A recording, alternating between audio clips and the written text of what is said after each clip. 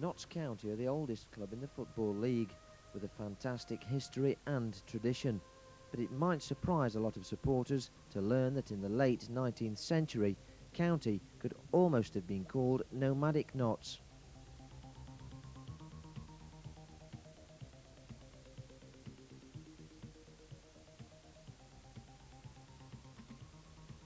The Notts County story begins in 1862, when the original team began on a piece of waste ground known as the Hollow, close to the cavalry barracks on the Park Estate near Derby Road.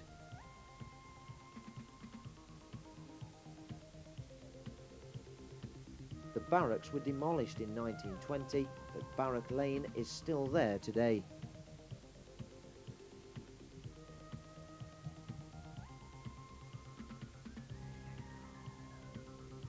This Notts County lineup was photographed in 1877, by which time the club had moved to the Meadows cricket ground.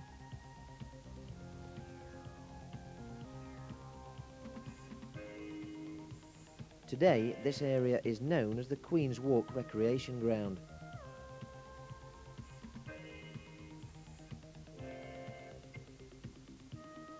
The first game was played there in December 1864, and the last was a victory over Liverpool Ramblers in October of 1882.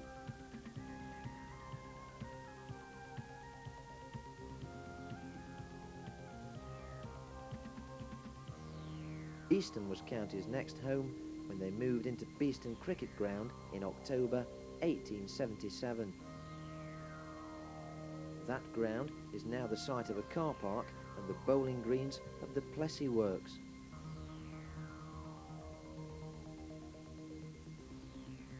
County were on their travels again in 1882, this time back to the Meadows and to the Castle Cricket Club ground.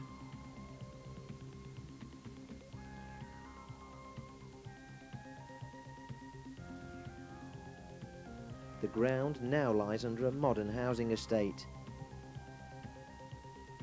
but the old terrace rows still serve as a reminder of those times.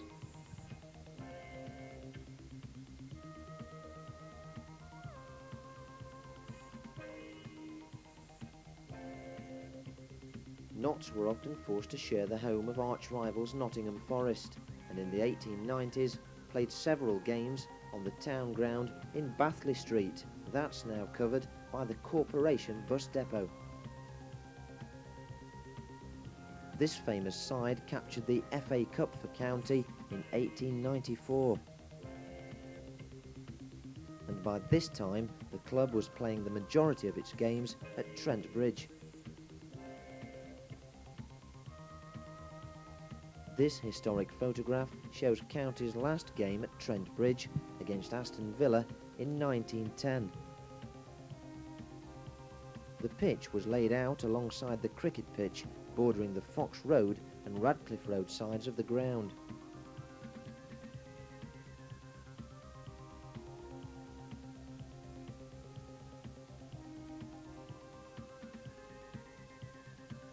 And the Cyril Lowwater Pavilion still stands as a testimony to Trent Bridge in that era.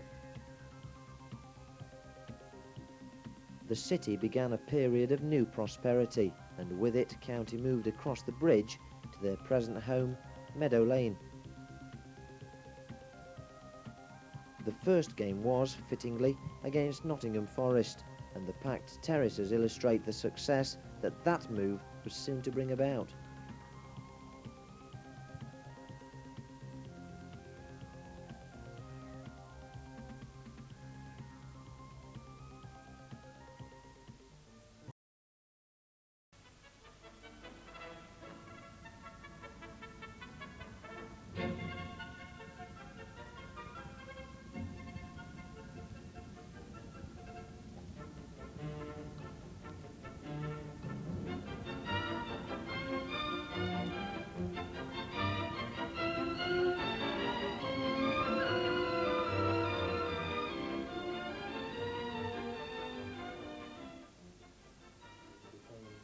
Somewhat unsettled with Chelsea, and that made quite an unprecedented step in moving right down to the third division, even though you were England's centre forward at the time. That's right.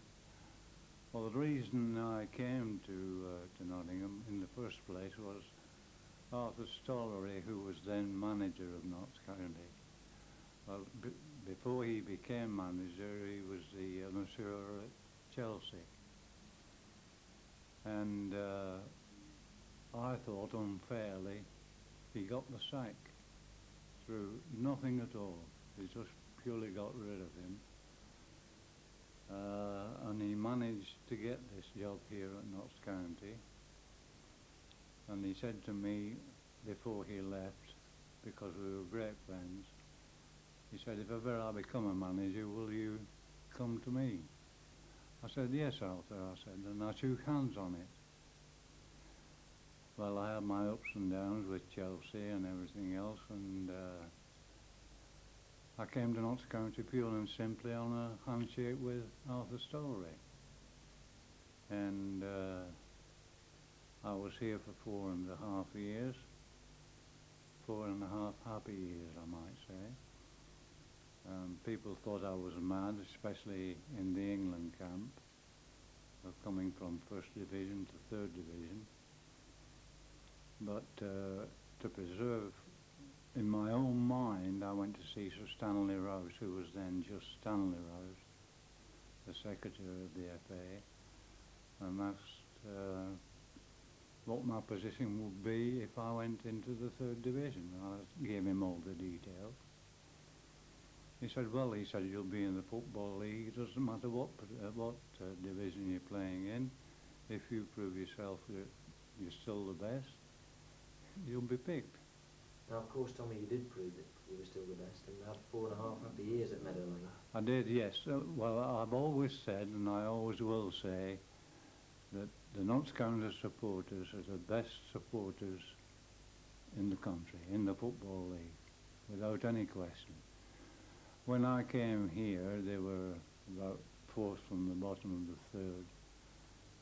And after the first season, we finished about third or fourth, which was a good start, really.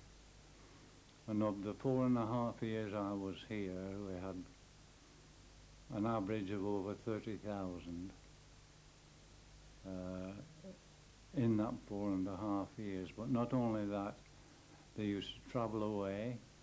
We broke all records in Third Division for gate attendances at opposite grounds. But the most important thing was you could take your whole family down to the ground in those days.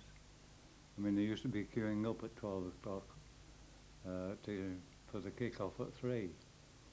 But it used to be a family affair. And if the kiddies at the back couldn't see, they used to pass them down over the top of the spectators and put them down on the running track. And I've got nothing but the highest praise for my adopted city, where I've been here now altogether really about 30 odd years. Now, in the promotion year to the second division, you were the leading light in the team, there's no doubt about that, but there must have been some very good players around you too. Oh yes, well, one man doesn't make a team, he helps.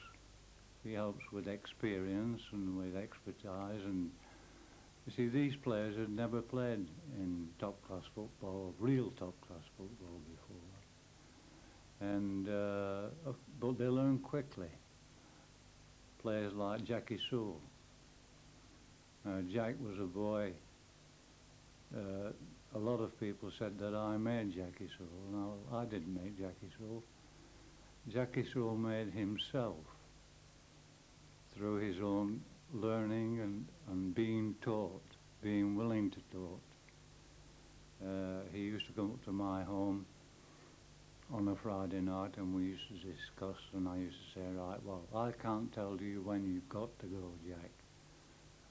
You'll find that out in the process of time as you get older, because he was only, 18 then at the time. And he picked it up very, very quickly. And he became an international, as I predicted he would.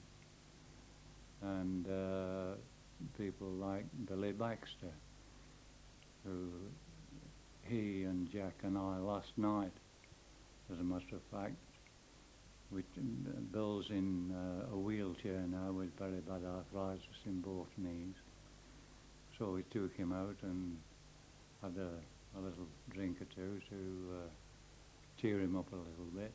And it brought back quite a few memories like this programme is doing for me now. But I've got nothing but the highest praise for the Notts County supporter, and even today hope and pray that those days will come back.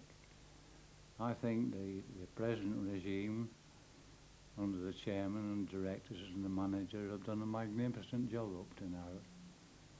The only black spot on the horizon that I can see is the lack of support that they're getting.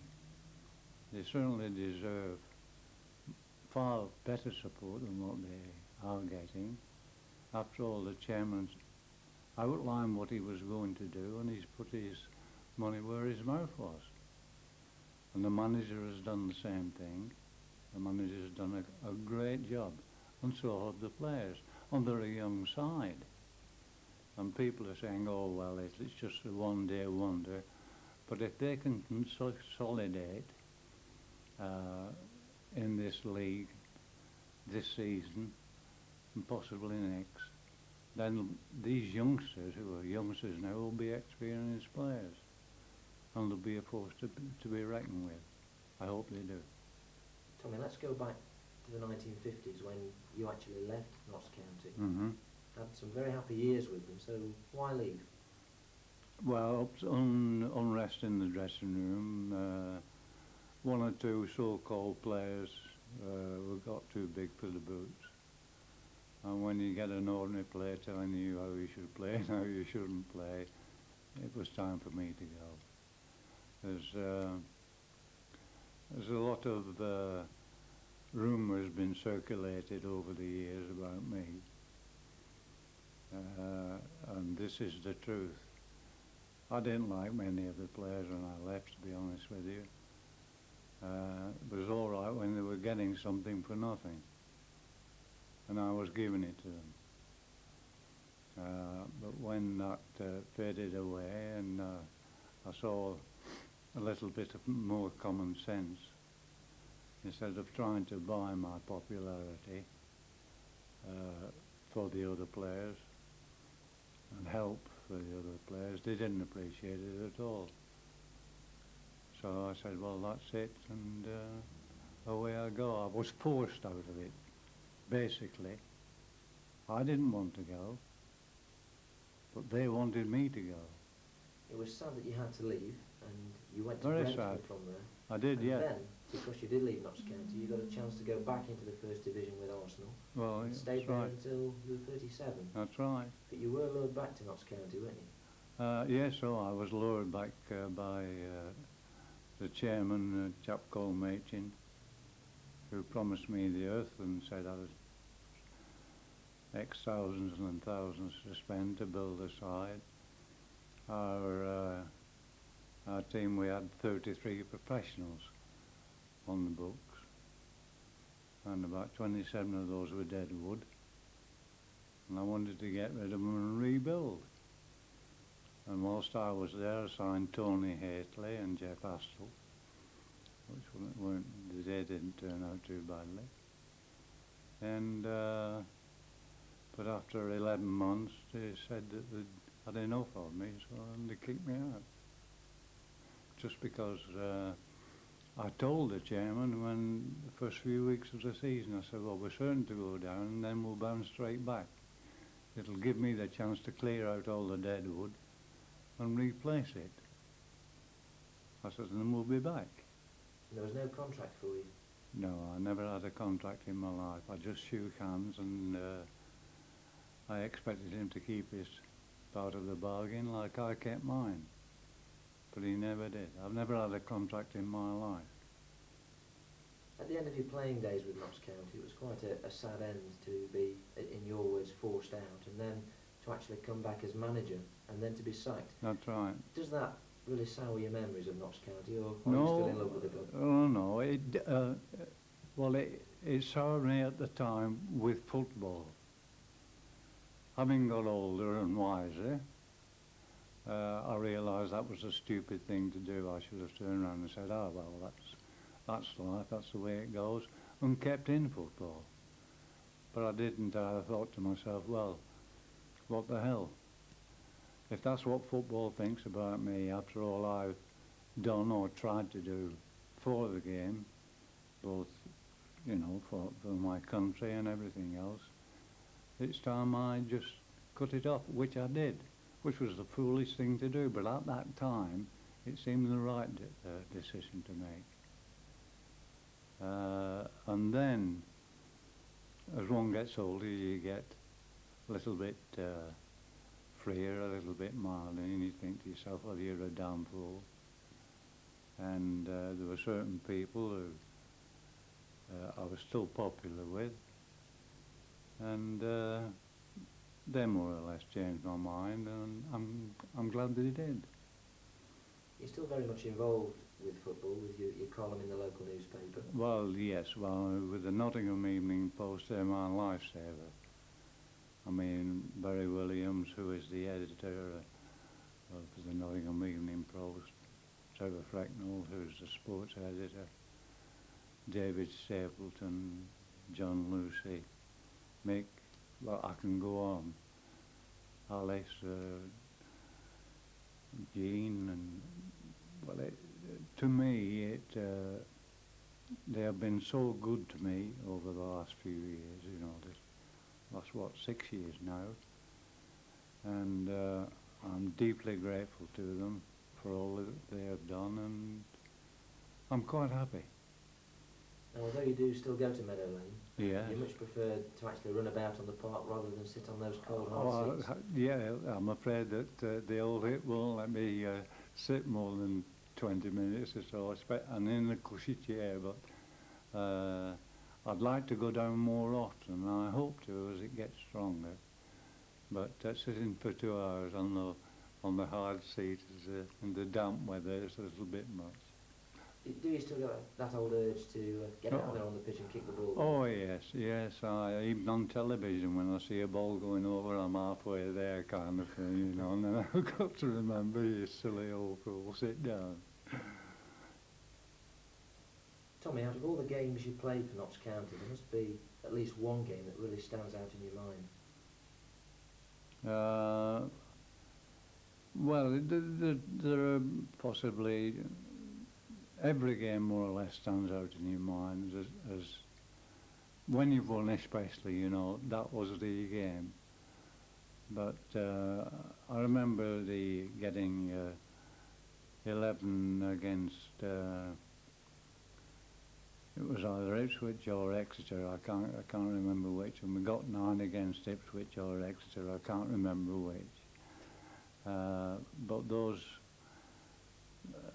one of the goals, Jack had already scored 3 goals, and I'd have got 2, so I pushed him out the way for my third. I said, "You've had enough today." And this was against Ipswich. I think it was when we beat them 9-1, I think it was. And then, of course, there was little old Horsham that came up, and we played in the FA Cup. And they scored in the first minute. Of course, that must have been a shock. It was a real shock. Eventually, we won 9-1. But there are so many games. Against Forest, for instance, we played Forest when we went up in our championship season. Forest at Forest and Forest at Meadow Lane. As I said, there were very, very happy times then. Very happy. There must have been more people locked out than got into the game. Oh yes, yeah, there were really. In fact, when looking back. I just cannot understand how, and then again I can, with Forest doing so well in the European Cup and abroad and winning this and winning that the youngsters of yesteryear are now fully grown men and have gone to Forest rather than Notts. But they've still got that regular 7,000 or 8,000 who are loyal to them, and I'm sure there's many more. If they could be sure of being safe going down to the ground, I think that is a lot to do with it, with the hooliganism, which seems to have been stopped. On one other occasion, there was certainly more than 8,000 supporters locked out of Anfield, wasn't there? Oh, there certainly was. Yes, every turnstile was closed. What do you recall of that one? Well, it was a delight, really, and disappointment. I mean, Oscar Hulls couldn't miss 2 goals from in the 6-yard box. Could have killed him. But nevertheless, it had to be. And but I was very proud of them and everything else. And of course, the Liverpool Spine Cup gave us a great reception. And I always used to love playing at Liverpool. Was this a league game, Tommy? No, this was in the. This was the FA Cup. This was the FA Cup, the 6th round before the semi-final. And as I say, I'm sure we would have won it that year. So your chance of Wembley was wasted? Oh, gone completely. Yeah, yes. Let's turn the subject now to not so much games, but opponents. You must have come across some brick wall centre halves. They were all brick walls. I mean, they were all trying to kick you to death. You expected it, and you accepted it. As I say, I mean, once you got in the box, they said, stop him from jumping. They were pulling your trousers, your shorts, or pulling your jersey, or elbowing you, standing in front of you. But I was used to all that with playing against the Italians, and the Germans and all the other continental teams. I'd put up with all that in the international side of it. In the modern game today, we're so used to seeing players writhe around in agony after being kicked. Oh, Those old boots must have really hurt. Oh, they did, yeah. Yeah, well, I used to have my ankles bandaged, of course. And, of course, they used to come up just round the ankle. You see, there was support for the Achilles tendon and the ankle, and very resistant and everything. But, I mean, it's a man's game. It's not a baby's game. I mean, to me, to see a bloke like Gascoigne crying his eyes out because he'd been shown the yellow card and he couldn't play, to me, that, I mean, if you're going to play football, you've got to accept you're going to get thumped sometime. Well, I got thumped every time. So you expected it. It's one of those things. Who were the most formidable opponents? Sid Bycroft was the one who used to play with Doncaster. I'll never forget Sid. One of the nicest, quietest chaps you could wish to meet off the field. A great fellow off the field, but on the field, it was like Dr. Jekyll and Mr. Hyde. And he had size 12 boots. And when they kicked you, they kicked you, And Warren, of course, Harry Warren at Bristol, he was a clean player compared to people like Bycroft that you had to put up with. But there are so many. You could go on. I could go on for 24 hours, all through the leagues, first, second, and third. But you did get the better of most of them. Well, I tried, I came out, on an average, I should think, just about a short head in front.